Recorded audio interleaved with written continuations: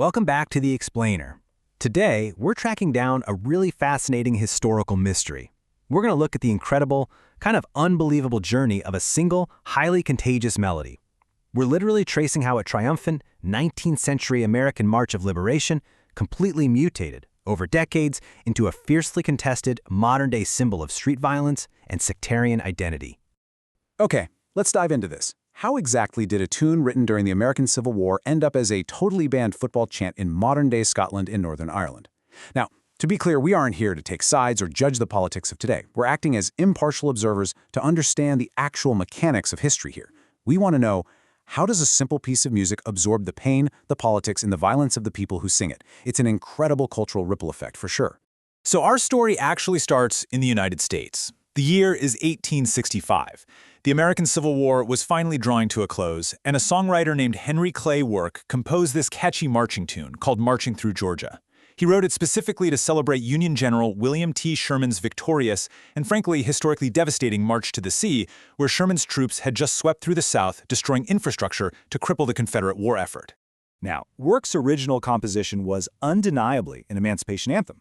The lyrics literally celebrated making a thoroughfare for freedom, and it was a massive hit. It sold 500,000 copies of sheet music within 12 years, which was absolutely huge at the time. But here's a brilliant bit of historical irony. General Sherman himself grew to absolutely loathe the song. Seriously. It was played so incessantly at literally every single post-war veteran gathering that he eventually refused to even attend events unless the bands promised they wouldn't play it. But here is where we see this stark mutation. You start with the uplifting, emancipatory American words, "Hurrah, hurrah, we bring the Jubilee," right? But jump forward a few decades to the 1920s, and a Glasgow street gang known as the Brigton Billy Boys hijacked that exact same melody. Their new version? We're up to our knees in Fenian blood. It turns out that repetitive, driving marching rhythm that motivated Union soldiers was also the perfect vehicle for street intimidation. Part 1. Glasgow's Razor Gangs. To really understand how this song turns so dark, we have to look at the environment of the 1920s Glasgow. You had extreme economic depression mixing with waves of Irish Catholic immigration, and it created this territorial powder keg. This gave rise to these brutal factions known as Razor Gangs. One of the most feared gangs named themselves after the historical figure King Billy. This refers to William III of Orange, who secured Protestant dominance over Catholic forces way back at the 1690 Battle of the Boyne. So the Billy Boys weren't just a random gang. They explicitly saw themselves as a militant defensive force for Protestant loyalist neighborhoods, there to safeguard things like Orange Order parades. The mastermind behind this whole street army was a guy named William Billy Fullerton. After he was allegedly ambushed by Catholic youths around 1924, Fullerton built this massive, highly disciplined organization. At their peak, they had over 800 members. To put that in perspective, they completely outnumbered the local police. They actually used a paramilitary structure, complete with their own flute bands.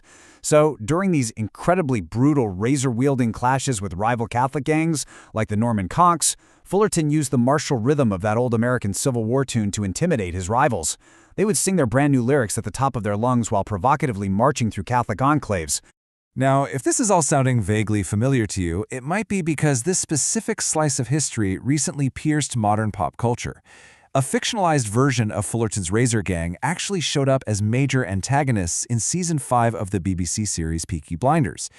In the show, they're led by a character named Jimmy McCavern, and they're depicted as this formidable, fascist-aligned Scottish gang that terrorizes the Shelby family. And true to history, you hear them chanting the Billy Boys anthem during scenes of ritualistic violence to really underscore their loyalist identity. Now, what's really interesting about this slide is the specific language they chose, because that's what cemented the song's controversial status forever. Take the word Fenian. Historically, it just denoted Irish Republican nationalists.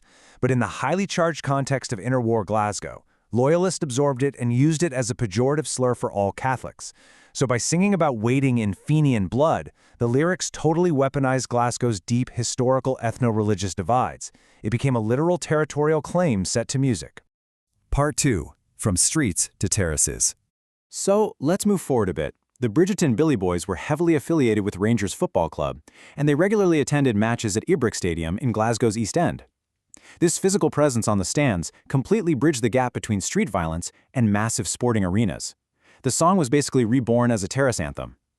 Ranger supporters adopted the gang's signature chant, cementing a Protestant loyalist identity that actually persisted long after Billy Fullerton died in 1962. It stopped being about a literal razor gang and became deeply embedded as a broader marker of identity during the famous Old Firm rivalries against Celtic FC. Part 3. Crossing the Irish Sea. Well, the cultural ripple effect didn't just stop in Scotland. It crossed the water to become firmly entrenched in Northern Ireland, driven by that shared loyalist heritage.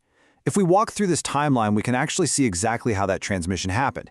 In 1935, Billy Fullerton traveled to Belfast to march in the 12th of July parades. During a riot that broke out, a Brigton flute band member was actually shot in the stomach by a rooftop sniper. That spilled blood physically, permanently embedded the song into Ulster Unionist culture, leading all the way up to the 1970s football terraces and eventually to strict modern-day bans introduced by the Irish Football Association in 2014. Part 4. Hate speech or heritage?